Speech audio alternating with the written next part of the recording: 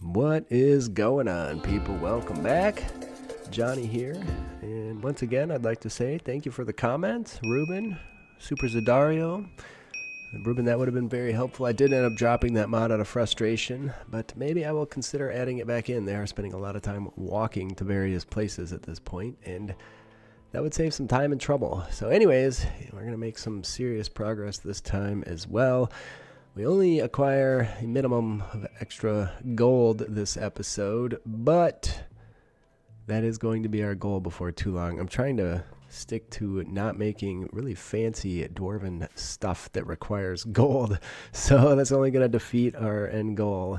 Regardless, you can see at this point, at the beginning of our journey today, we are still doing some mining, smoothing out what will be the vault for the gold, and general work around the hold. I do need to consider expanding the freezer. We have a lot of meat expire through this episode. Turns out you can smelt plate armor. They're not even in the list of available things to smelt, but they just do them anyway. So I spent like an hour or two working through what the hell the problem was. You'll also notice, major update to several of my mods, the dwarves now look proper. They're short, they're chubby, they look good again. They're not little tiny people. I mean, they are, but at least they have some bulk. Regardless, we have a lot of smoothing to do. Stone Shield here has a belt of ardor clearly. Dustby loves banging on a Skaven gong. And we are making a shiza ton of black powder. Some of that I'm going to end up selling before it's over. Do have some ogres approaching. They do have some slaves. Now, I really go back and forth with this one on whether or not to pick up a slave. They have 2 Lore of Heavens slaves, but they're both otherwise pretty shit pawns. So, yeah, like that guy doesn't do dumb labor. That dude, just we do end up picking up Tasca here, but the other 2, as much as I want more magic, I just couldn't do it. They're too terrible. So we sell a bunch of the usual crap. I don't keep Warpstone, Troll Hearts around, and we do so much hunting that we're constantly acquiring textiles. So we do pick up a light cantrip spell, and we give that one to Jagged Rock, so he can now make lights in the hallways as well. They do expire and have to be recast every 3 quadrooms or half a year or something like that, but whatever, it's worth it. You can see that Gotrik casts his down in the gold vault. Smooth City. There's we also have these spells to improve weaponry. So the first one increases its hit points to full. The second one improves its quality. Now, as a part of what we're working through in this episode, we do get the ability to repair equipment, armor, and weapons, so we can start using 2 of those spells to improve quality, not just muck about with the hit points. So yeah, you can only cast those spells literally once every half year if you've improved it pretty far. The Mornfang have a baby at that point, so that's our first baby Mornfang. It's a cub, which is fantastic. Hopefully the chickens aren't going to get eaten in droves, but if they do, it's fine. So we're going to make a new room over here for forging, and then we're going to sort of combine the apparel room. We did work through repair, and I'm going to try and get some art going just to keep some of the people busy that don't have many other skills. We do start putting valuables into the vault. It's not going to be just gold. I suspect by the end it'll be primarily gold, but we can put silver, precious gems, warpstone, all kinds of crap in there that we don't want to get ripped off. And probably that's where infestations will spawn from now on too, if I know how this game goes. So we moved the forge room over, set up a whole bunch of shelves. We do also find some other Beastman weaponry to smelt. So with this front room, or room near the cook stove and the block area, for now I'm going to make it a sculpting room. It's not going to be a lot in there. I might split it and make it into 2 rooms at some point, but there's a high psychic drone that wreaks havoc with the males for quite a while here. But we also have some donkeys join, which is I'm not very enthusiastic about, but there it is. We're going to try and tame some unicorn stallions. I apologize if my voice is a bit scratchy today. I've been very under the weather for the last handful of days, which is why these episodes sort of stopped coming, because it's been hard to talk with a sore throat. But anyways, they continue to make black powder. I just told them to make as much as they can with the supplies they have. Mostly it's because those supplies will really take up a lot of space otherwise. So the mining outside is finished for the time being. The smoothing is completed throughout everywhere. We're going to make a section for brewing. So we start growing hops and barley straight away as we start working on our area for doing the brewing in.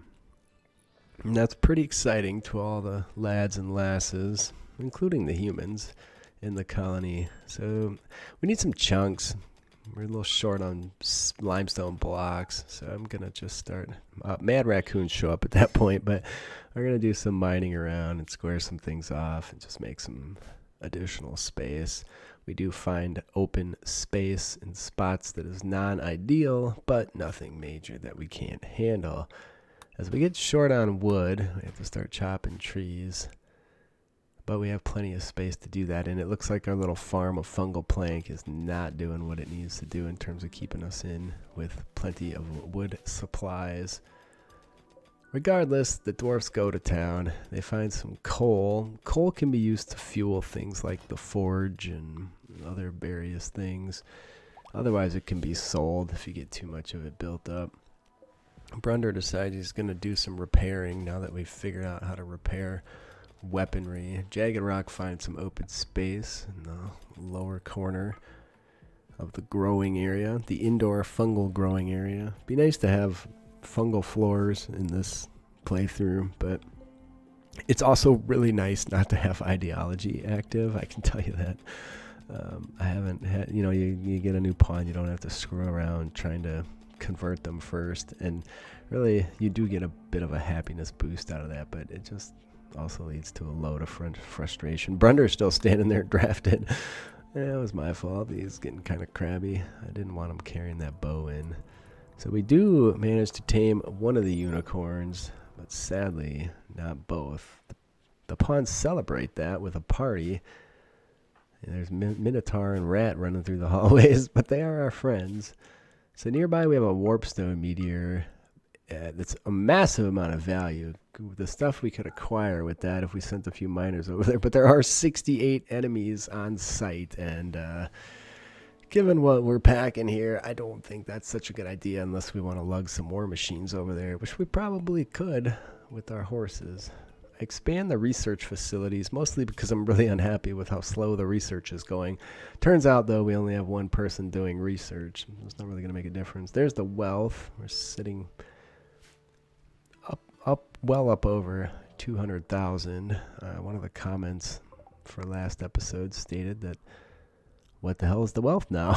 And it's getting there. So I do, and I will make it a point to keep showing that as we go on here. Man, grudge throwers. So even though these guys are going to try and tunnel through to us, these fools over here are sitting ducks. If you're going to tunnel in the open, bam, the grudge writ that we're firing, those are extremely powerful. We do have some limitations here in that these things are going to wreak havoc amongst our own structures and people as well. And we do some damage to our door, but it's nothing major there. The people are flooding out to defend the hold. Meanwhile, the people are flooding in to assault it. Meanwhile, we're still chucking rocks. We do take some friendly fire here at one point, and I don't know. It is what it is. It's hard to avoid. Look at Jagged Rock. He's coming out. He's coming out. He's, he stops to kick someone's ass, which is good, but now he's going to get walloped. And, yeah, it's too bad. He doesn't die, though. He does get some pretty legitimate injuries. See, 14 damage. Took out our own fence, but whatever. We can really get rid of all those fences over there now. Our critters aren't going to be overly bothered by them. So some of the tribe's people begin to flee at that point. It's also a high time we sent in our melee folks. I've been making shields to get everybody equipped with shields to help with their survivability in combat. It goes a long way. We're also going to have a bunch of armor made before this episode ends. And we've pissed off a saber tusk with our grudge thrower. So those fleeing people get the joy of dealing with that, which is pretty fantastic. That's proper RimWorld right there. They're beating the shit out of our Minotaur, as you can see, and we also need to get Gotrik in the fight. He's probably the last person I want manning one of the war machines when there's a fist-to-fist battle happening over here. But they did drop the Minotaur. Sadly, he doesn't die. I believe we get him patched up, and he's just fine. Minor cuts and bruises. Takes more than that to take one of them big bastards down. Now that we know we can smelt this armor down for a fair amount of material, Tasca takes a friendly shot from a Skaven crossbow. Sure looked like that hit him in the back. So, although I don't know who on that side has a Skaven crossbow, but that arrow, yeah, Casa does. Certainly came from behind. So he's still working through getting some proper weapons. We're going to see if we can stop Kingoga from breaking down our door. There's some people alive, but nobody we're interested in at this point. I prefer to stick to more dwarfs. Not that I'm opposed, obviously, to taking any pawn. This is supposed to mostly be a fun dwarf greedy gold game. So if you guys think in the comments I should get rid of all the humans, I will do so. This one saber tusk has really done some damage to all the people that were fleeing, so that's pretty cool. And we send our folks out to see if we can take down that final attacker. With the magic, we should have a decent chance. Goodbye, white. No line of sight to white, but she's toast. Avita's in. Now we have fires to put out. We have a mess to clean up. Typical post-raid nonsense. We also have a ton of weapons. I think I'm going to try and get all those repaired up because they're worth a ton of money. We have people standing around drafted. Gotrik finally made it to the fight. It's a little late, friend. We are going to have him just go tend to the Minotaur's. Death in 4 hours. It's pretty beat up. He's going to go get meds. So, I mean, in the end, it's still a Beastman. Maybe that's why he's not highly motivated to save it. There's one fella alive over here, but again, we're never going to make it over there. He doesn't do dumb labor either. We're desperate for dumb labor right now. So, there's a trader that shows up at that point. And we're fans of that. We tend to do all right when the traders show up. Kaza's been our main trader at this point. They don't really have a ton of stuff we want, but we do manage to sell a bunch of crap we have laying around that we're not going to use. And some ogre visitors show up also, but they don't have things to trade. They just want to intimidate us with their large cannons. I believe they're called lead belchers. And fortunately, I don't think any lead gets belched while they're here.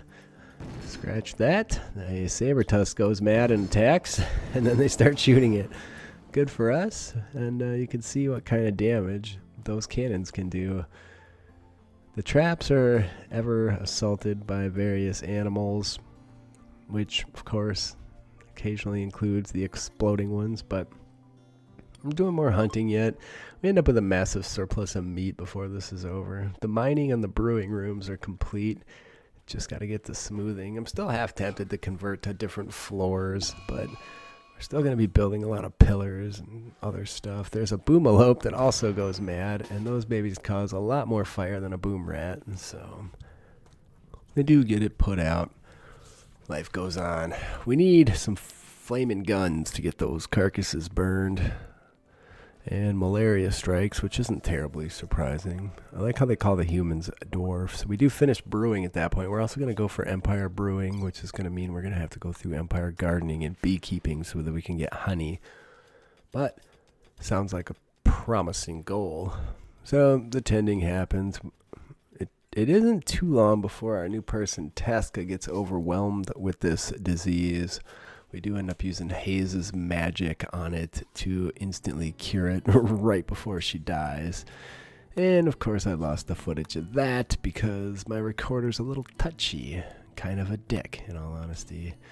So, we're going to focus mainly on Dwarven Alewort, but we're also, if there's extra hops, if we haven't grown things in tandem enough to be able to make both, we'll just make some regular old beer, which is better than nothing. So, we get that done. We do a Jagged Rock switches to art and focuses on art, so we start sticking statues in all the bedrooms as well.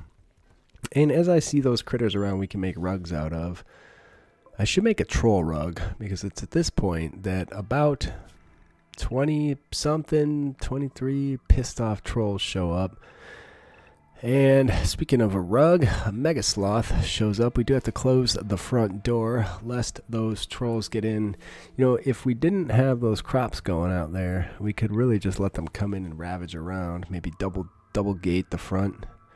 There is a nice saber tusk that's going to last 2.4 days before spoiling over there. So Brender closes the door for us. And the mega sloth heads out and about to get itself squished by traps, but we'll hunt it since it's weakened, and why not?